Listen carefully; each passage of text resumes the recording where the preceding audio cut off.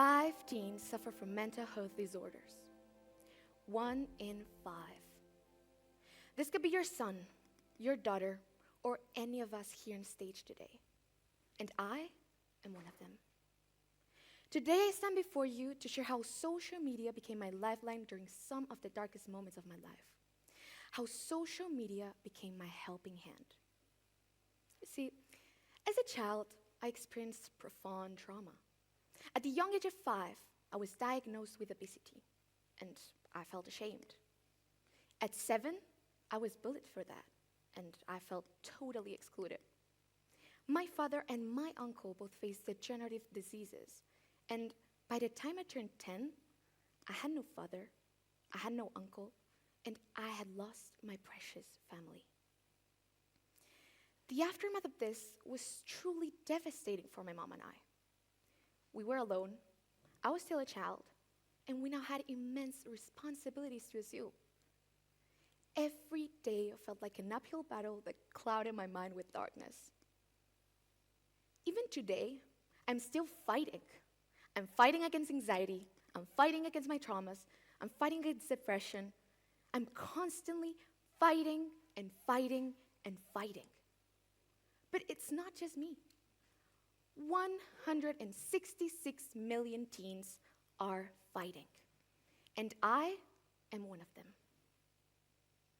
My sword, my armor during these fights has been mental health Instagram accounts, suicide prevention hotlines, online forums, and even the simple search engine.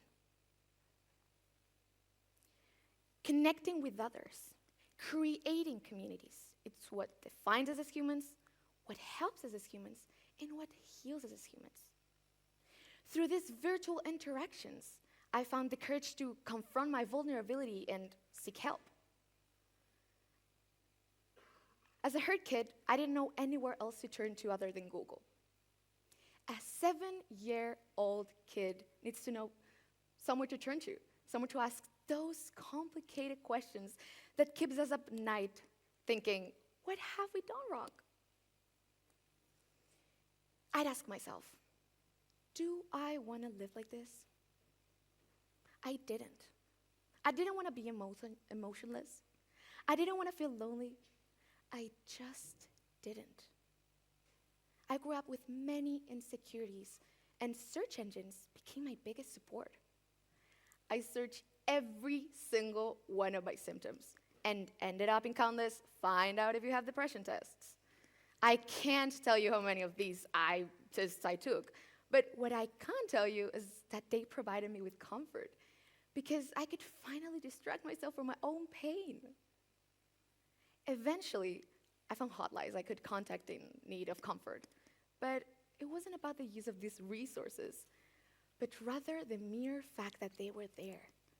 And it just gave me a feeling of control. And this control gave me a feeling of belonging. Belonging. Belonging is affinity. Belonging is safe.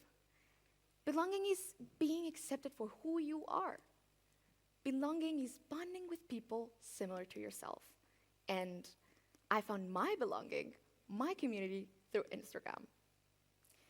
Several months ago, I decided to take a risk and message a random Instagram account owner to explain my situation. Ipsa, the owner of the account, just immediately comforted me and recommended me to vent through online forums. Until that moment, I thought that social media was a facade and that everyone was fake. From then on, my perspective of technology changed drastically. I now believe that it could help lonely people. But mind you, my story could have gone completely different. I could have reached out to a random person who wanted to take advantage of my vulnerability, my fragility. I could have found myself in a very compromising position. And that's why it's important to know where to go.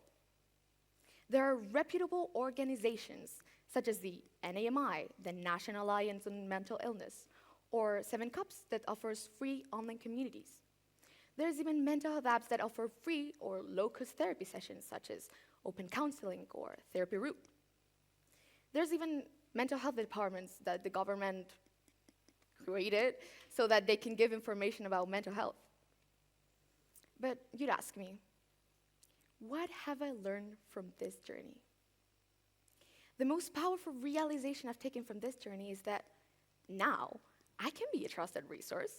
I can be the one to show this whole new side of technology. I can be the one who helps other people find out that technology might be their armor as well. In a world in which connectivity is at our fingertips, we shall support those in need like me and countless others like me.